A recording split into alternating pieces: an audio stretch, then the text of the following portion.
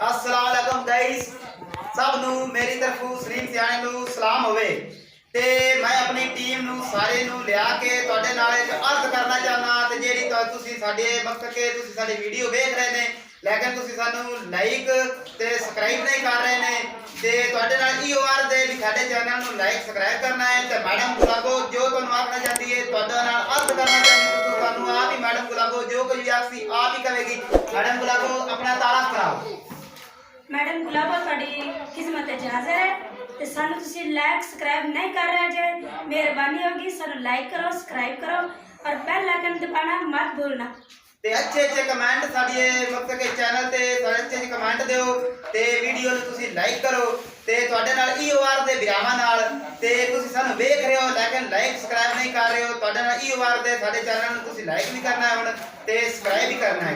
ते पाकिस्तान जिंदाबाद।